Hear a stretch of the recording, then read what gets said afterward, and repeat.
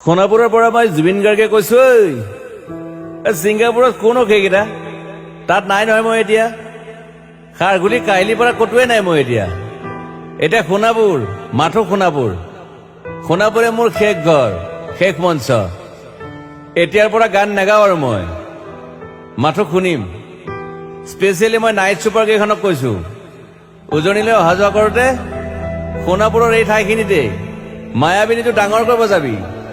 ৰৈ থাকিম উজাগৰে ৰাতিৰ বুকুত। মই আগতেও কৈছিলো আৰু এতিয়াও কৈছো, মোৰ কোনো জাতি নাই, মোৰ কোনো ধৰ্ম নাই। সৰু সজাত দেখুৱাই দিলো কোন হনে তাত ব্ৰাহ্মণ, কলিতা, আলী, ৰহমান, ডেকা, বড়ো, ৰাভা, পূজাৰী আৰু এইটো কি কয় নমাজ পঢ়াই যে মৌলবীও আহিছে সৰু সজালৈ। I love people, I love man.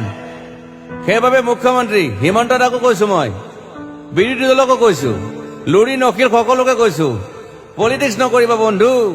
মই সৰু সজাইৰ মানুহৰ অসমখন বিচাৰিছিলো। চাই থাকিম সোণাপুৰৰ পৰা।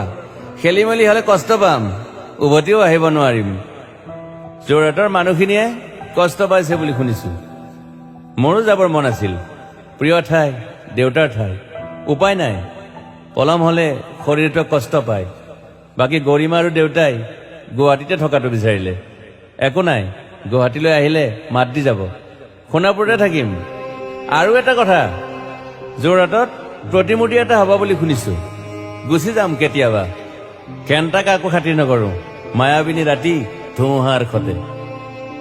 মাজুলীবাসীয়ে দুখ নকৰিব দেই। মনত পৰিলে গাই দিব মাজুলীৰ এজনী ছোৱালী। নিমাতী ঘাটলৈ যাব নোৱাৰিম আৰু। একো নাই, মোক প্ৰতিটো বসন্ততে পাব অসমবাসীয়ে। শৰতত গাইছো, বহাগত গাইছো, ৰ'দত গাইছো, বৰষুণত গাইছো। দুখৰ গান, সুখৰ গান, শিশু, মুক্তি, মায়া, অনামিকা। মাথো নতুন গান গাব নোৱাৰিম। বন্ধ হৈ থাকিল চেলা সকলো। এতিয়াৰ পৰা আৰু শুনিম শেষ মঞ্চখনৰ পৰা। সোণাপুৰেৰে পাৰ হৈ গলে গাই যাব কেতিয়াবা ধুমুহাৰ খতে। মাজতে সাঁথৰ এটা কওঁ, ছিংগাপুৰত মহন্তদাই কোৱা মতে নৰ্থ ইষ্ট ফেষ্টিভেল আছিল। মই আগতেও কৈছো, সাগৰ মোৰ প্ৰিয়। সিদ্ধাৰ্থ, শেখৰ, মই একেলগে সাগৰ গলো।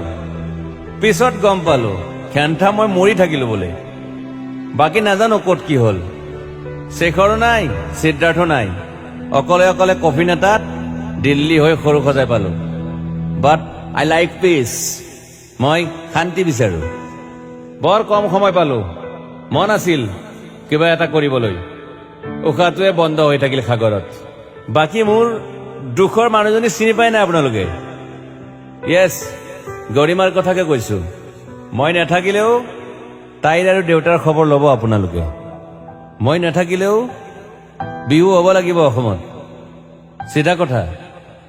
আকৌ কৈছো, মই সোণাপুৰতে থাকিম এতিয়া। মোৰ সমাধিৰ ওচৰৰে গলে গাই যাব সকলোৱে মায়াবিনী ৰাতিৰ বুকুত।